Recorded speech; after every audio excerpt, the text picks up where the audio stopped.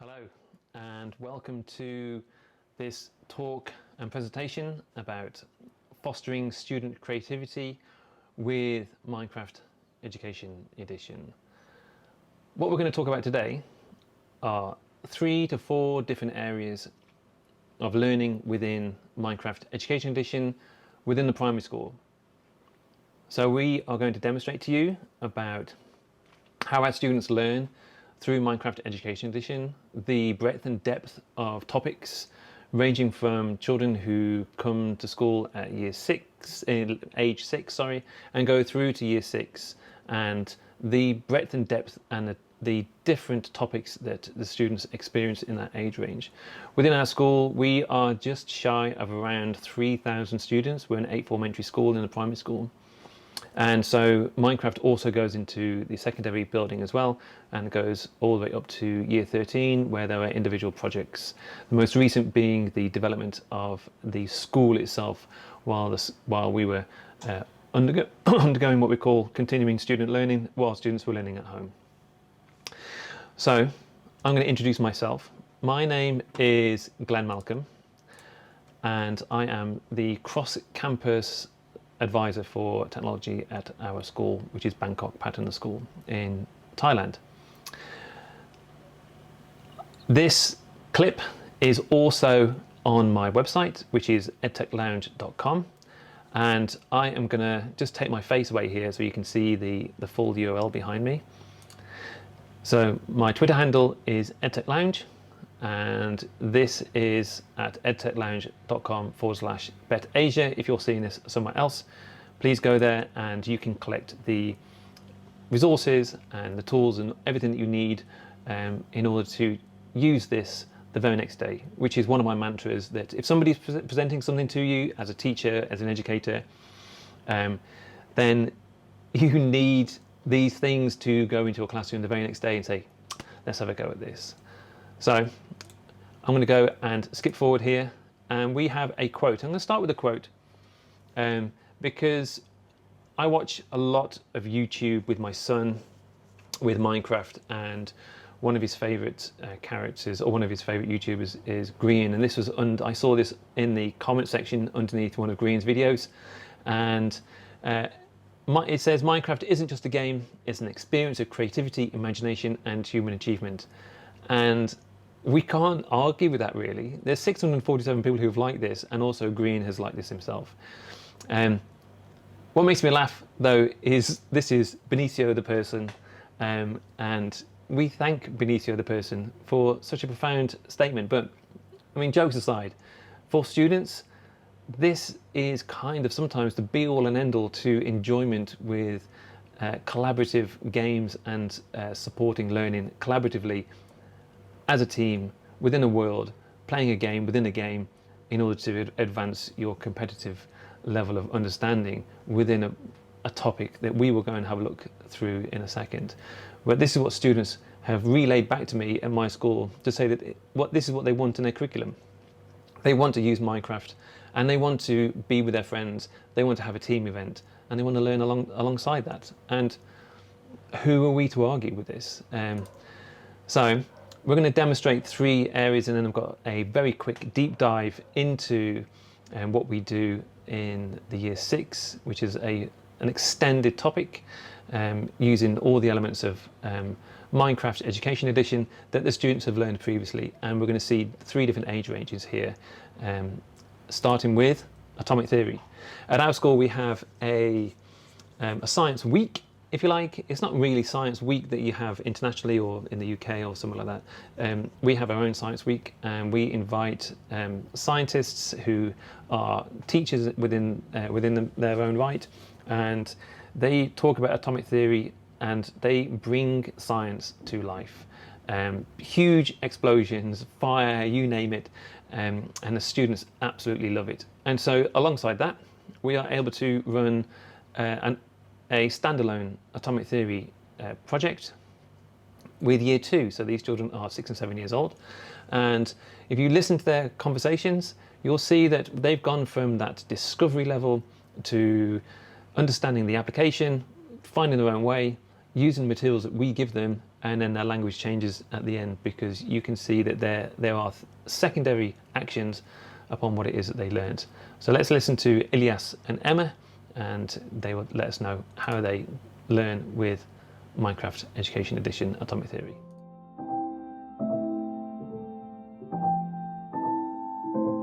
So, tell me about the elements that you made in Minecraft. I just put together random stuff and I made fire. Iron and sodium and silicone. Oh, and I also made garbage. Yeah. Why did you make garbage? How did you make garbage? We made garbage because we didn't know how to put the elements together. Yeah. So it just turned up burning garbage. Yeah. Yeah. So what were the challenges then? What were the challenges in making the elements? Really, you didn't know what was going on because you didn't know how to make stuff, so you just tried putting random stuff together to make something. Oxygen, and I also made hydrogen and helium. So first we made elements, then we went to the thing where we made other stuff. I made water, benzene, sugar, and carbon dioxide. And I made ammonia, and we found something out about ammonia. It's in your wee-wee. Really? Yeah. Do you remember what we said we found? What was it that was ammonia was part of? Do you remember what it was part of? Gas? Oh, yes. Did you find out where? Wait, also benzene. I heard in Russia they also use it as gas. Really? Yeah. I did not know that.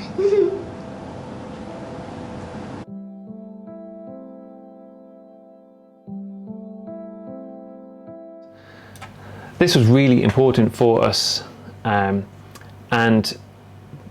the understanding there, the students were able to talk about the development, going into the application, exploring, and then the development of language, and them going and researching about the materials that they created. It's fantastic to see. Next, within year 3, we use Redstone, and we make Rube Goldberg machines based on the inspiration from Mumbo Jumbo here. So you can see both sides, and behind me you can see Mumbo Jumbo's icon. And he's made an 8x8x8 mini Rube Goldberg machine here. And this is the inspiration, because the children are able to see how this works, and what pitfalls there are, and what inputs and outputs there are, and what sort of input creates dual outputs. Now what you're going to see in a second is the very beginning of the video.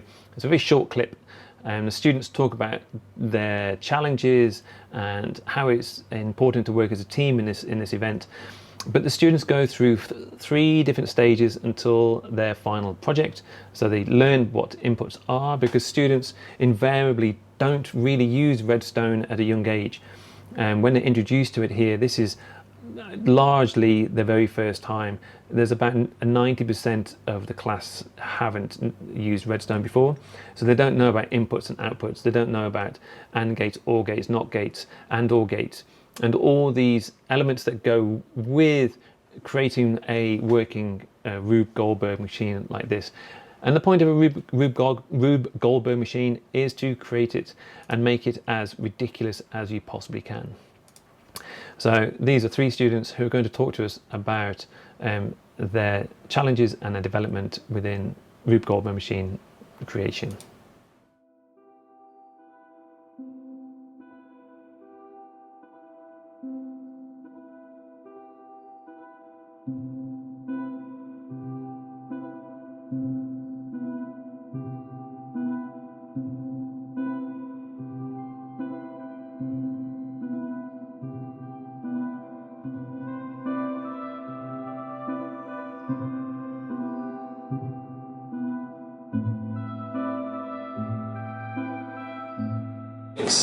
The problems and the challenges. The piston thing, the water kept on flowing in, and then the minecart couldn't get into the water. So I put a piston on a observer clock, so the piston keeps on pushing the water away, and Also, I can go into the water stream. 2 problems in one thing. The challenge was when the cart was going down, it got stuck between the walls and the entrance. So I extended the wall over here and the cart would go here, and then they would say a sign that says go backwards, and then the player would move backwards and into the hole. We had to help each other, or else, like, if one of us were working alone on the server, like, we won't do it in time, we would only done it a bit. We have to help each other. So you can help each other if you need backup or anything and do stuff a bit faster. It's fun. And then you can, like, Redstone. you can connect server no matter what, because you're, like, close to each other, but sometimes you have different internets and then you can't join. Yeah, Yes, teams. Through teams. Me and Kenzie does it all the time.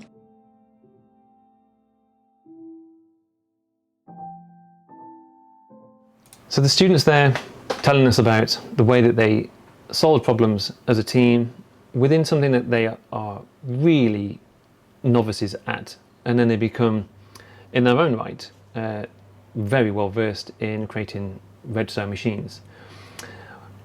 Minecraft Education Edition is huge. There are so many elements to it that one of the key elements within ICT is, of course, computational thinking and producing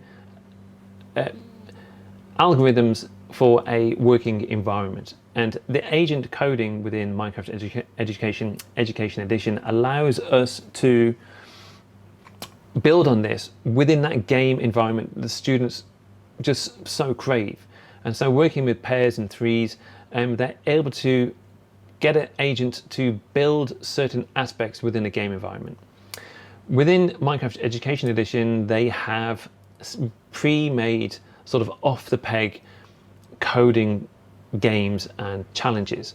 And we use those with our Year 5s, and they are here to demonstrate their understanding of how fun this is.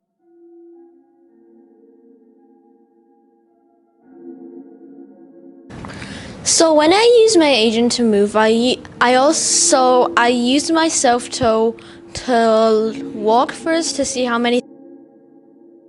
To move the agent every block, because sometimes it won't place it directly where you want it to place the block. Well, how I fix it is that, well, I move my agent sideways and down, then I place it to the left or to the right, wherever my agent is standing. So, how do you work as a team in Minecraft? Well, to work as a team in Minecraft coding, you each get your own agent. So you must talk about what you're gonna do with the agent, so you don't get mixed up and place like your block everywhere.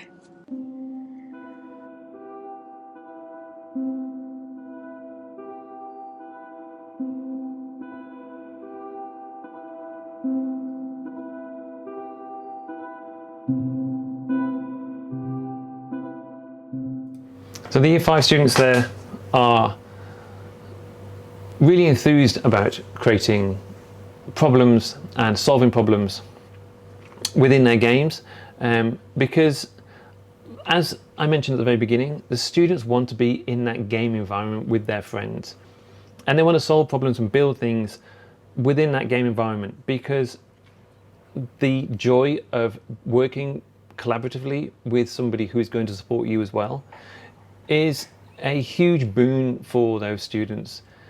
They really thrive off that friendship, and knowing this and pulling on this is one of the key drivers for this deep dive that we're going to do for the next couple of minutes here. We use Minecraft for stories, and within that we have a collaborative whole class. It starts as a whole class world, and then it goes off into different pairs and threes. The stories itself is a book called The Princess Blankets, and the Princess Blankets, the idea is that the princess is constantly cold and she needs to be warmed up, and each chapter a different visitor comes to her village, her town, and the king, because this is the princess, the king invites these people in to try and stop her from feeling cold. And they use lots of different materials within the book, and so we use that material idea to use it as a nice introduction to this collaborative build. And so, like I said, each world is slightly different. Some of them are whole class worlds, some of them are individual worlds, some of them are team games. And it culminates with students who are not really Minecrafters at all, students who have some experience, and then we have a pro player and builder within those teams. So there's always a nice spread.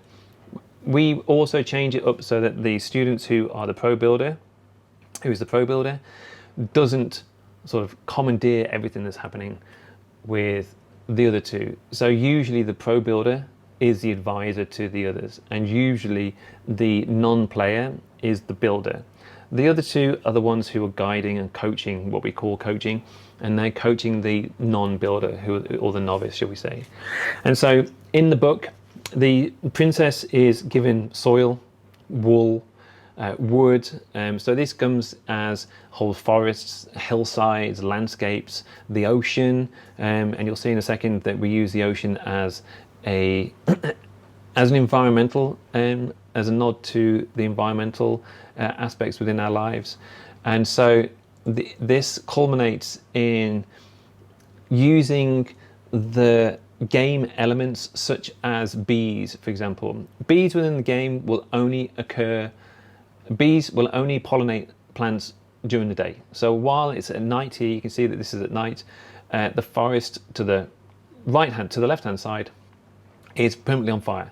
So the students have to go and save the trees, replant the trees. So there's this kind of environmental element to this, where the princess has been given an entire forest to see if she can warm up with the entire forest.